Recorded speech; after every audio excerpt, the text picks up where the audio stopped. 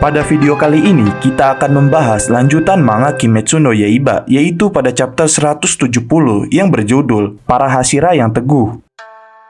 Di awal chapter 170 ini, di sini kita langsung diperlihatkan Inosuke bersama Kanao sedang berlari mencari para pasukan pemburu iblis yang masih hidup setelah mereka mengalahkan Doma. Tanpa mengetahui bahwa di dekat mereka ada Murata yang sedang kerepotan membantu menuntun Zenitsu yang terluka sambil menangis. Lalu kemudian scene pun beralih kepada Tokito. Di sini Tokito pun sedang berusaha menahan rasa sakitnya saat dirinya mencoba mencabut pedangnya yang tertancap kepadanya.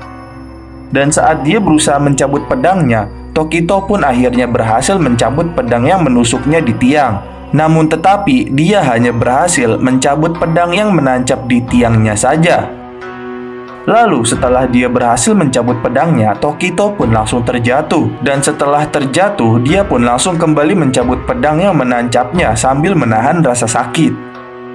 Sebelum kalian melanjutkan video ini, ada bagusnya jika kalian klik tombol subscribe dan nyalakan notifikasinya agar kalian mendapat info terbaru dari video kami.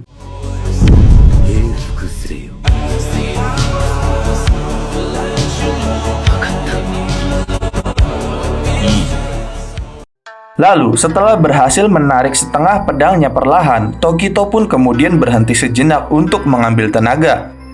Dan kemudian, Tokito pun pada akhirnya berhasil menarik pedangnya yang menancap dari tubuhnya tersebut keluar. Kemudian, sambil menahan rasa sakit dan kelelahannya, dan sambil mengikat luka-lukanya dengan kain, Tokito pun merasa kalau hal ini mengerikan baginya. Karena hanya akibat luka seperti ini saja, dirinya langsung tidak berdaya. Selain itu, dirinya juga tidak memiliki fisik seperti Uzui Tengen. Dan Tokito juga merasa kalau dirinya hanya memiliki beberapa jam sebelum akhirnya dirinya mati kehabisan darah. Lalu sambil membayangkan Kokushibo, di sini Tokito pun mengatakan kalau sepertinya dirinya masih bisa untuk membantu mengalahkan iblis bulan atas pertama dan merasa kalau setidaknya dirinya bisa meringankan beban mereka yang saat ini masih bertarung dengan Kokushibo. Kemudian masih sambil mengikat lukanya agar tidak pendarahan. Di sini Tokito pun mengatakan lagi kalau jika dirinya mati akan membuatnya jadi tidak berguna. Maka Tokito pun memutuskan agar dirinya tak akan mati. Lalu setelah Tokito selesai mengikat lukanya, dia pun langsung mengambil pedangnya kembali dan mencoba pergi ke pertarungan. Namun tetapi saat dirinya berlari, Tokito pun tiba-tiba dipanggil oleh Genya yang masih terluka tergeletak dengan tubuh yang masih terpotong. Di sini saat Genya melihat Tokito berlari, Genya pun memanggilnya untuk meminta pertolongan dan membantunya.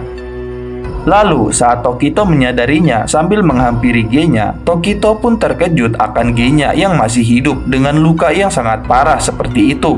Dan setelah itu, dia pun bertanya di mana bagian tubuhnya yang lain. Kemudian di sini Genya pun kembali meminta kepada Tokito dengan mengunjuk ke arah rambut yang tergeletak untuk mengambil sekunci rambut Kokushibo yang terputus tersebut untuk dirinya makan. Lalu, Genya pun mengatakan lagi kepada Tokito kalau dirinya ingin bertarung sampai akhir dan ingin melindungi kakaknya karena Genya tidak ingin kalau kakaknya mati.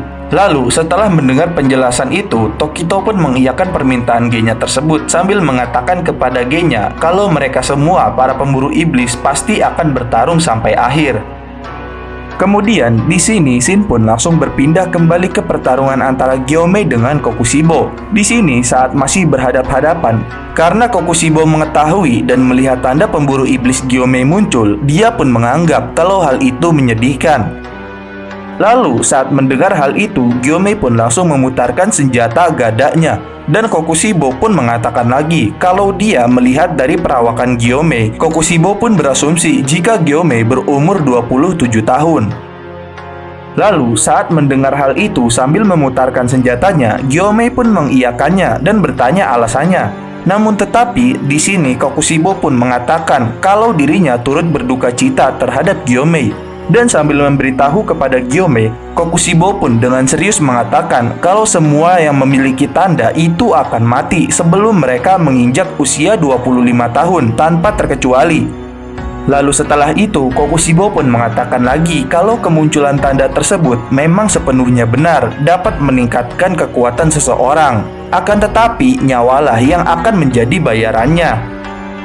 Lalu, masih memperlihatkan Gyomei yang terdiam sambil memutarkan senjatanya. Di sini, Kokushibo pun mengatakan lagi kalau Gyomei telah melewati usia 25 tahun dan tandanya baru muncul. Dan karena hal itu, Kokushibo pun menganggap dengan merasa yakin kalau Gyomei mungkin akan mati malam ini.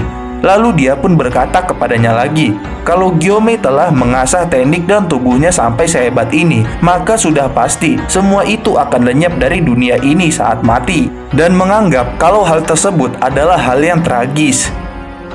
Akan tetapi, setelah Gyomei mendengar pernyataan tersebut, dia pun mengatakan kalau dirinya tidak merasa seperti itu karena dirinya sudah tahu semua yang Kokushibo jelaskan tersebut soal tandanya itu. Sehingga hal itu membuat Kokushibo terkejut. Lalu kemudian Gyomei pun mengatakan lagi, walau tandanya tidak muncul, selama dirinya berada di pasukan pemburu iblis, takkan ada jaminan jika dirinya masih bisa melihat hari esok.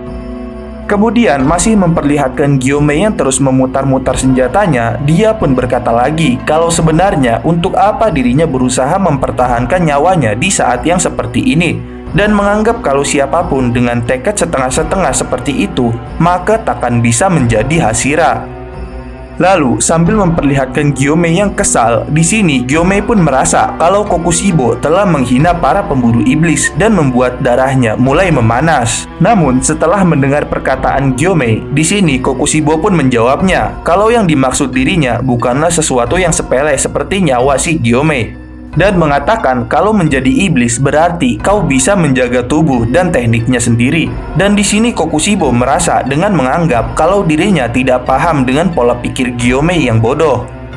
Kemudian masih berhadap-hadapan, Gyomei pun membalas perkataan Kokushibo dengan menganggap tentu saja Kokushibo takkan paham dengan maksudnya. Karena Gyomei merasa dirinya dan pemburu iblis lainnya lahir sebagai manusia dan bangga jika mati sebagai manusia. Dan sambil memperlihatkan Gyomei yang kesal, dia pun menyuruh Kokushibo untuk sebaiknya berhenti memaksa seseorang berpikir bahwa gagasan Kokushibo lah yang paling sempurna. Lalu saat mendengar hal itu, Kokushibo pun hanya terdiam dan mengiyakannya. Lalu setelah itu, masih sambil memutar-mutar senjatanya, Gyomei pun di sini mengatakan kalau dirinya baru sadar saat Kokushibo mengoceh sebelumnya. Yang mana di sini Gyomei menganggap kalau Kokushibo telah berbohong akan satu hal. Mendengar pernyataan tersebut, Kokushibo pun bertanya-tanya tentang hal bohong apa yang telah diucapkannya. Lalu kemudian sambil tersenyum, Gyomei mengatakan kalau ada pengecualian di kalimatnya sebelumnya, yaitu seseorang yang memiliki tanda dan hidup melebihi usia 25 tahun. Sehingga dari teori tersebut, Kokushibo pun yang mendengarnya hanya terdiam tak bergeming. Kemudian setelah tebakan Gyomei tersebut, Kokushibo pun langsung berlari melesat sangat cepat ke hadapan Gyomei sambil mencoba menebas lehernya. Namun tetapi saat pedang Kokushibo baru melukai leher Gyomei sedikit, di sini dengan cepat Gyomei pun langsung menangkis tebasan tersebut dengan rantainya, dan Kokushibo pun langsung mengeluarkan tebasan rembulannya dibarengi serangan gada milik Gyomei. Hingga mereka berdua pun kembali beradu serangan antara tebasan rembulan melawan serangan gada dan kapak Nichirinya Gyomei. Kemudian saat pertarungan tersebut, di sisi lain, di sini Sanemi pun telah selesai menjahit luka-luka di tubuhnya, dan saat dirinya mencoba bangkit, Sanemi pun langsung memuntahkan darah. Namun setelah memuntahkan darahnya itu, sambil menarik nafas, di sini Sanemi pun langsung memunculkan tanda pemburu iblisnya yang berwarna hijau pada bagian pipi kanannya yang berbentuk kincir angin dengan 2 titik. Setelah itu, Shin pun kembali ke pertarungan. Di sini, Gyomei pun terpojok oleh serangan rembulan milik Kokushibo. Tetapi saat Kokushibo menyerang Gyomei kembali, tiba-tiba dari sisi lain, Sanemi pun langsung datang menyerang Kokushibo dengan menggunakan tebasan pernafasan anginnya, sehingga membuat Kokushibo terpaksa menangkis serangan tersebut. Kemudian di saat yang sama, sambil menghindar untuk menjaga jarak, di sini Kokushibo pun terkejut saat Sanemi telah memiliki tanda dan bertanya-tanya apakah semua Hashira di era ini memiliki tanda. Lalu, masih di saat yang sama, saat Sanemi mencoba mengejar Kokushibo, tiba-tiba Gyomei pun mencoba melemparkan serangan gadanya dari arah belakang kepala Sanemi. Akan tetapi, Kokushibo pun berhasil menghindari serangan tersebut. Dan sambil menghindarinya, dia pun terkejut akan serangan Gyomei yang muncul entah dari mana melalui celah yang sempit. Kemudian, masih di saat yang bersamaan saat menghindari serangan Gyomei, di sini tiba-tiba Sanemi pun langsung menunduk dan mencoba menyerang menebas kaki Kokushibo dengan tebasan anginnya. Akan tetapi, dengan cepat Kokushibo pun berhasil menghindari serangannya itu dan langsung mundur beberapa langkah ke belakang. Dan sambil mundur, Kokushibo merasa kalau mereka berdua mampu menyelaraskan serangan mereka bersama walaupun Gyomei dan Sanemi memiliki jurus pernafasan yang berbeda, ditambah lagi dengan kecepatannya yang meningkat. Lalu, setelah Sanemi gagal menebas kaki Kokushibo, di sini Gyomei dan Sanemi pun langsung kembali bersiap-siap. Dan sambil bersiap-siap mengangkat pedangnya, Sanemi pun sambil tersenyum merasa kalau latihan Hashiranya ternyata berguna juga dan mengajak Gyomei untuk melakukan serangannya bersama.